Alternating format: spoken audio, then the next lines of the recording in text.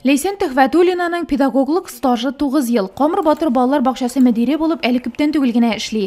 Qamir Батыр ел сайын юлларда куркынычсызлык кагыйдәләре буенча конкурста катнаша. Biz bu konkursta her yılını katnaşabız.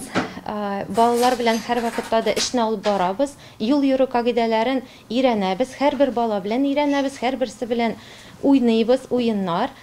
Her tərbiyəçi onlayn formatında jürini yol yürü kagıйдәләре буенча дәресләр фрагменты белән таныштырды. Кагыйдәләр белү буенча тест узды. Держись дорожных правил строго, не торопись как на пожар. И помни, транспорту дорога, а пешеходам тротуар. Her катнашучының педагогик тәҗрибәсенең конкурс методик эшләнмәләре, юлларда куркынычсызлык кагыйдәләрне өйрәтү кысаларында документлары бар. Иң яхшы мәктәпкәчә учреждение номинациясендә җиңүче Буратино балалар бакчасы. Педагоглар нәкъ менә юл хәрәкәте кагыйдәләре буенча квалификация күтәрү курслары уза. Бу әлеге тематика буенча уку-укыту процессын яхшыртуга ярдәм итә. Дәүләт автоинспекциясының Нурлат бүлеге балалар юл транспорт имгәнүен кисәтү буенча системалы эш алып бара. Иң мөһиме ата-аналар балалар белән кичкенәдән үк юл хәрәкәте йөрү кагыйдәләрен өйрәнергә тиеш.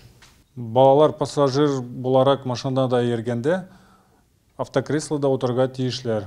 Юлда йөргәндә аларның киемнәрендә световозвращающий элементлар булырга тиеш.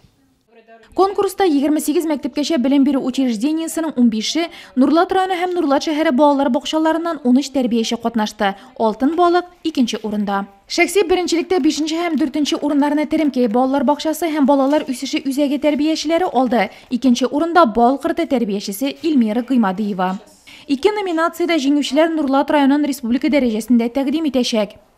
Әлеге конкурс юлларда куркынычсызлык кагыйдәләре һәм балалар арасында юл транспорт имгәнүләрен профилактикалау буенча алдынгы педагогик тәҗрибәне тарату ул.